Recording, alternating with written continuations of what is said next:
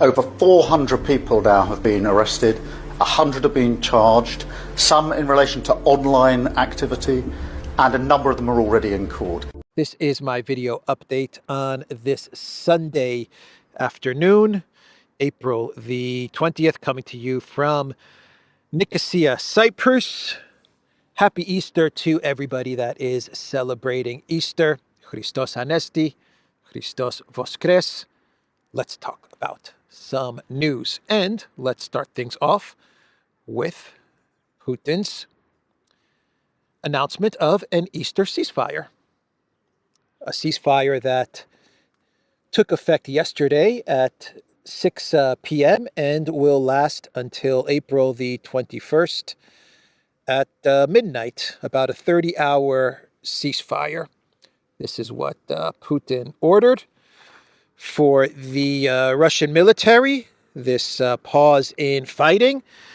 And when Putin announced this ceasefire, the collective West media, they lost their minds.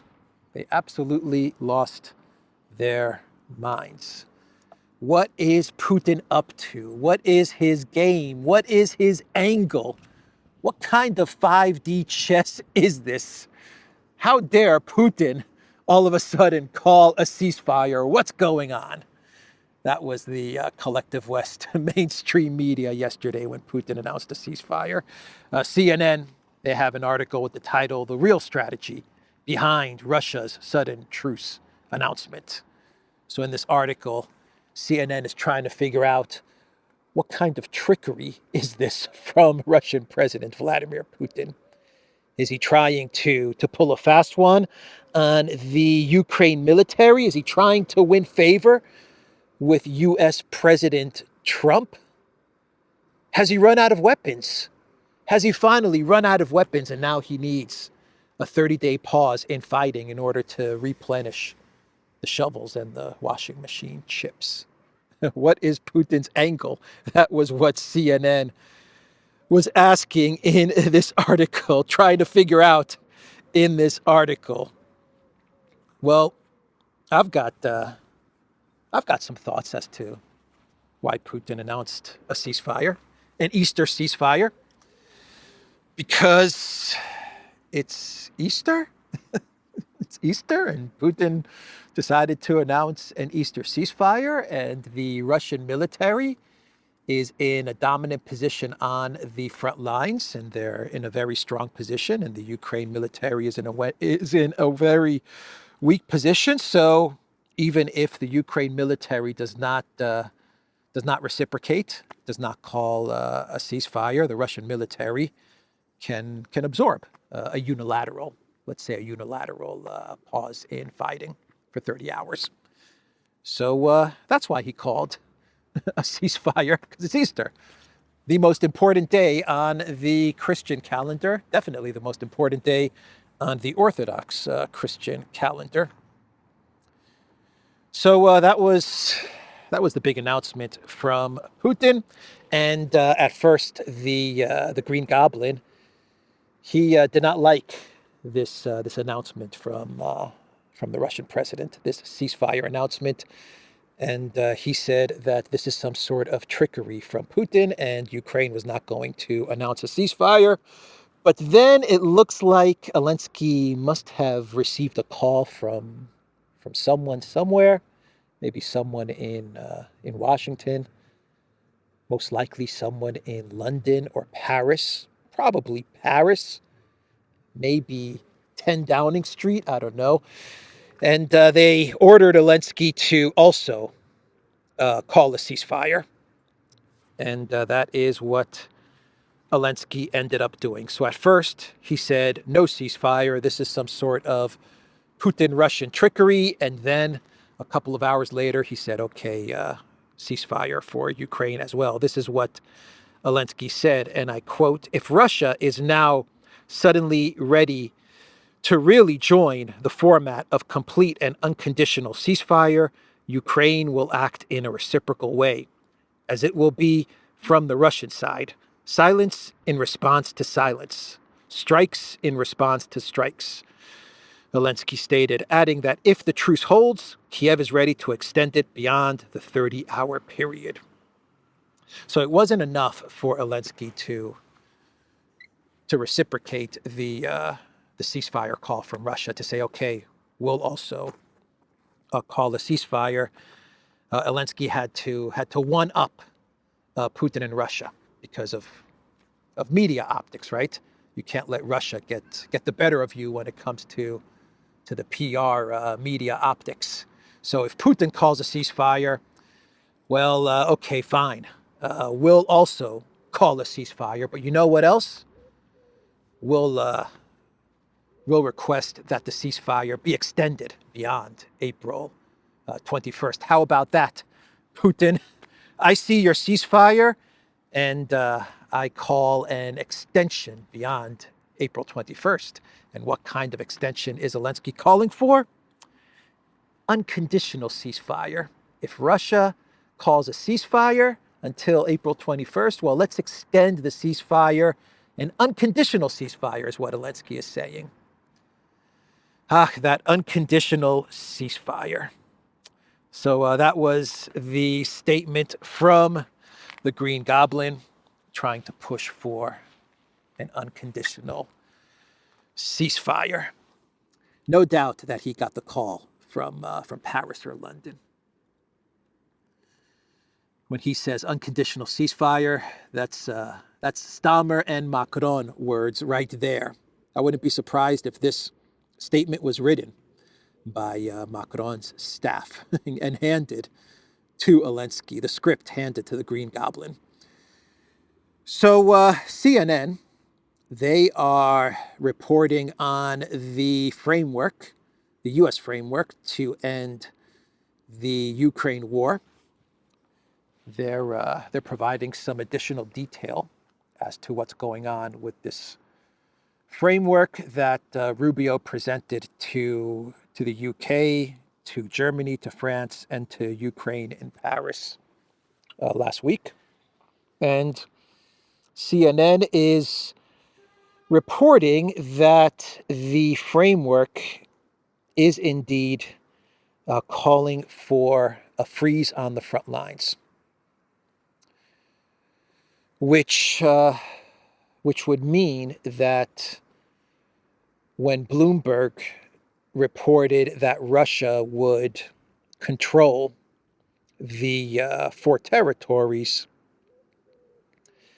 what Bloomberg was meaning by that was the 4 territories up to the front lines. So I had some questions about Bloomberg's reporting, specifically to the 4 territories. I wasn't quite sure if when Bloomberg meant Russia would control the 4 territories, that would be conceded to Russia in this proposal framework. I wasn't sure if it meant up to the front line or if it meant the entirety of the territories as is laid out in the Russian constitution, the entirety of Zaporozhye, Kherson, Donetsk, and Lugansk. Well, it looks like, according to CNN and their source, that Russia is going to control the 4 territories up to the current front line. In other words, we're going to have a freeze. The collective West, the United States, Ukraine, they will concede that Russia controls the 4 territories up to the frontline freeze, and that's going to be the territorial control that Bloomberg was talking about. That's what they're talking about, with Moscow controlling the 4 territories, not the entirety of the territories, which is a non-starter if you're the Russian Federation and President Vladimir Putin. There is no way that you can accept this because the Constitution will not allow you to accept this. What Russia called for in the June 2024 Istanbul plus terms is that the entirety of those 4 regions are to become part of Russia, and any Ukraine presence in those 4 regions would have to leave. So it looks like, according to CNN source, that is not the case. We're talking about a hard freeze. That's what we're talking about. Freezing the front line. Whatever Russia has, that's what they keep. Whatever they don't have, even if it is in those 4 territories, that remains with Ukraine. That's the plan that was presented to the allies and to Ukraine in Paris, and that is what, according to CNN, Kellogg is going to discuss in detail in London next week with the Europeans and with the Ukrainians, and that is what Witkoff is going to discuss in Moscow next week, because CNN also revealed that Witkoff is going to make another trip to Moscow to meet with Russian President Vladimir Putin. This is going to be his 4th meeting with Putin, and he is going to discuss the framework proposal, and he is going to discuss the issue with the freeze and the 4 territories, and try to get Putin to agree to this freeze and to the 4 territories front line demarcation. Let's call it a demarcation, which Putin will not be able to agree to. He's going to tell Witkoff no, in a diplomatic way, in a very diplomatic way. Russia's going to have to turn down this proposal, reject the proposal, which means that this is very much a Kellogg ceasefire proposal. It is a hybrid between Witkoff and Kellogg, but it's absolutely leaning more towards Kellogg's April 2024 ceasefire plan. The Europeans will, in London next week, they'll probably agree to this plan, to this proposal. I imagine they'll sign up to this. And Ukraine, I would say that Ukraine, even though Elensky has said many times that he will not be able to agree to any proposal that gives up territory, I imagine that Ukraine, given the position that they are in, the desperate position they are in, they can probably be convinced to sign up to this framework. And we are getting reporting also from CNN, which says that the United States is going to absolutely pressure Ukraine to agree to this framework. Will Witkoff be able to convince the Russian president to not consider the entirety of the 4 regions as part of the Russian Federation and agree to a freeze on the current front line? Not going to happen. Here's the map that CNN had in the article. So they're actually showing what will most likely be the map of the plan that they've put together, and they're going to be presenting to Russia, and what they'll also be showing to the Europeans and the Ukrainians. So the plan also does not have any security guarantees. CNN also revealed that there will be no U.S. security guarantees. What happens with the Europeans is a whole other story, but in this framework proposal, there will be no U.S. Security guarantees either. And I think that's pretty much it. And if this agreement is not accepted by all the parties, then Trump said he is going to walk away. That is what Trump said. Now, what does walk away mean for the United States, for the Trump administration? Does it mean that he walks away and cuts off money, weapons, and intel, stops providing all of these things to Project Ukraine?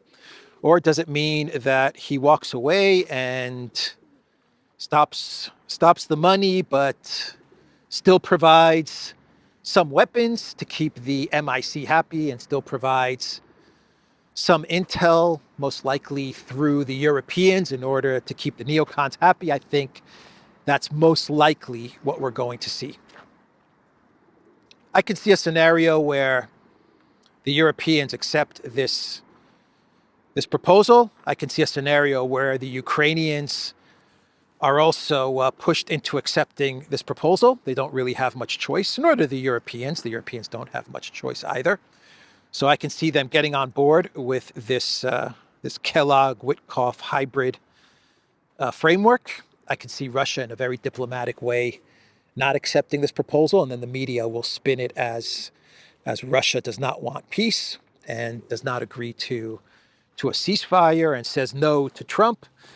And then the Trump administration can walk away, and they can say, you know what, we're not going to give any money to the Green Goblin. That's done, but we will allow some weapons to flow to Ukraine. And intel, well, we have a partnership with Europe, and whatever intel they get from Europe, it's not our problem. And Starlink, well, Musk can decide on Starlink. I can see something like that taking place, that being the final outcome. Let me read you what CNN actually wrote. Trump administration ready to recognize Russian control of Crimea in framework to end Ukraine war. Source says the Trump administration is ready to recognize Russian control of Crimea as part of a proposal to help end to the war with Ukraine. According to an official familiar with the framework, the proposal would also put a ceasefire in place along the front lines of the war. The source said there are still pieces of the framework to be filled out. The U.S. plans to work with Europe and Ukraine on that next week. In London, the source said the Trump administration is simultaneously planning another meeting between President Donald Trump's Middle East envoy, Steve Witkoff, and Russian officials to get Moscow on board with the overall U.S. framework, the source said. So the key sentence in this reporting from CNN is the part where they say the proposal would also put a ceasefire in place along the front lines of the war, the source said. A freeze is what they're talking about. The proposal calls for a freeze along the front lines. The Kellogg plan from April 2024.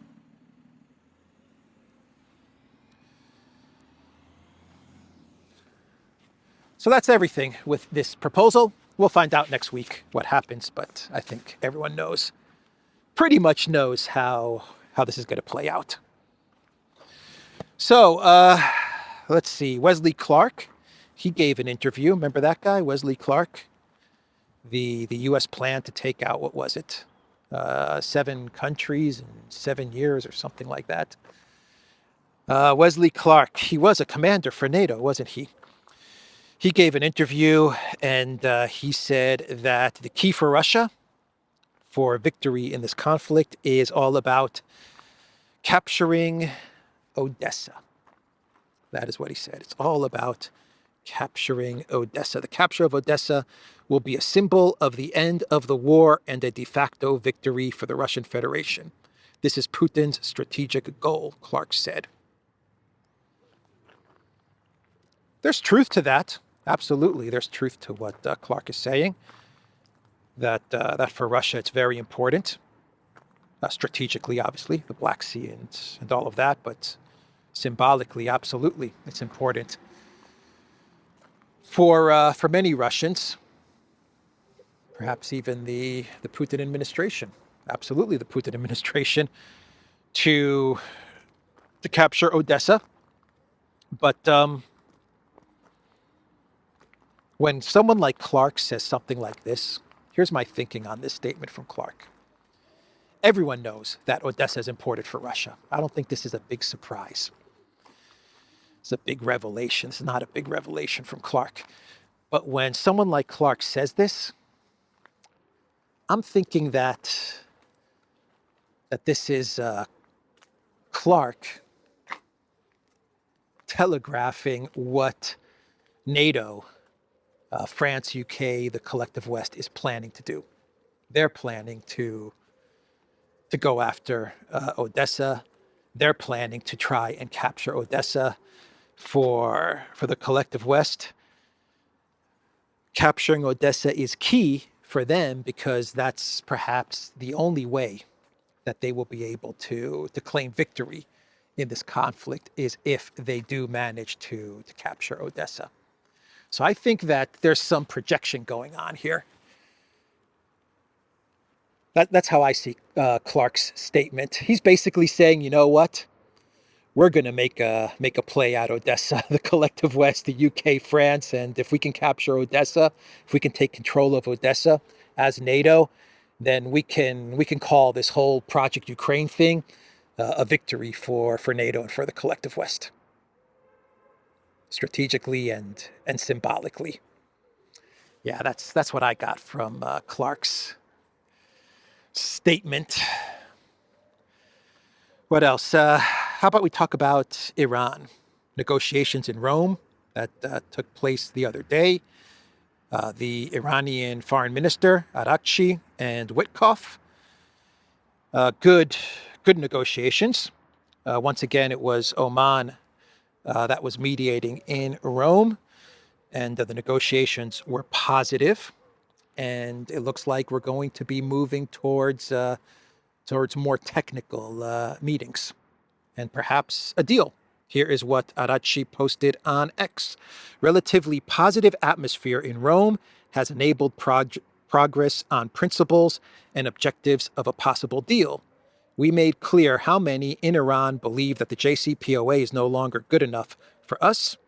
To them, what is left from the deal are lessons learned. Personally, I tend to agree.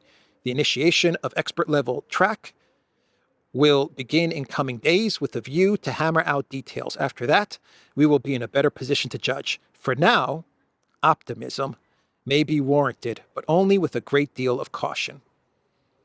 It is a pretty encouraging statement from the Iranian foreign minister. It looks like these meetings went well. The second meeting between Araghchi and Witkoff. They're finding a way forward. And so now we're going to get into the technical meetings. And who knows, maybe we have avoided a conflict between the United States and Iran, the U.S. and Israel and Iran. But Reuters is reporting, not so fast. Reuters is reporting that Israel is thinking about some sort of a limited strike on Iranian facilities. They cannot get Trump to sign up, according to the New York Times is reporting. I talked about this last week, to a very big U.S.-Israeli strike on Iranian facilities. Trump said no to that. He rejected it, and he opted for diplomacy. But now we are getting reports from Reuters that Israel is thinking about a smaller scale, limited strike on Iran with no U.S. involvement. This is what Reuters is reporting. According to Reuters, Israeli officials are weighing a limited strike that would require minimal U.S. support, unlike the larger and prolonged bombing campaign previously under consideration.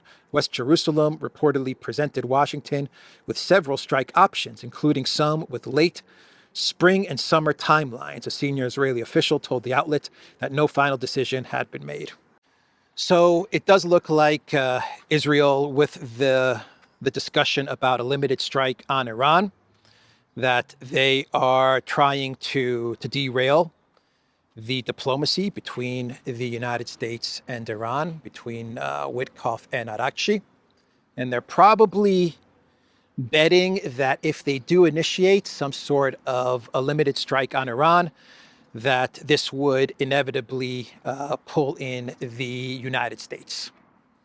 That's probably what's going on here, if Reuters' reporting is to be believed. So that is the situation there. And should we get to some clown worlds? Let's talk about some clown worlds. And we can start things off with Fox News. And Fox News, they had some video segment of Easter celebrations, and for some reason they were showing what was what was going down in Russia. I'm not sure why. They had a video link of Russia celebrating the Easter services. They said President Putin attends Easter service. So this is from Fox News. And they also had on the screen live Easter service from Kiev, Russia. Underneath, they have live St. Peter's Basilica, Vatican City. So they had 3 screens. The main one was President Putin attending Easter service. The top right was Easter service, Kiev, Russia. And the bottom right was St. Peter's Basilica, Vatican City. Kiev, Russia? Really? Okay, Fox News. Okay, if you say so. If you say so, I'm not going to argue with Fox News there. We got some TikTok videos at this location, which is a good location, I guess. If you're going to record videos, not a bad place. Beautiful church here in Nicosia. So let's do one more Clown World and we'll wrap this Easter Sunday video up. And we'll talk about Joe Biden, who is, according to the New York Post, he is having trouble booking speaking gigs. Yeah. I can't even say it with a straight face. Joe Biden is having trouble booking his speaking tour. He's asking for $300,000 per speech. That's his asking price. Obama's price is $400,000 per speech, and Biden is asking $300,000 per speech, and he's having a hard time booking venues for his speaking tour. Oh man. I don't know. Do I need to say anything more for this clown world? Who would buy tickets to listen to Biden speak? Who would book a Biden speech at their location, at their venue, and pay $300,000 for it? What are you paying $300,000 for? For some guy to mumble? What? Why? To yell? For some guy to whisper and then to yell? Anyway, whatever, man. Oh boy. So yeah, Biden's having a hard time. 300K per speech. Man. All right, that's the video, everybody. The Duran.locals.com. We are on Rumble, Odysee, BitChute, Telegram, Rockfin, and X. Go to the Duran shop, pick up some merch like what I'm wearing in this video update. There's a link to the Duran shop in the description box down below.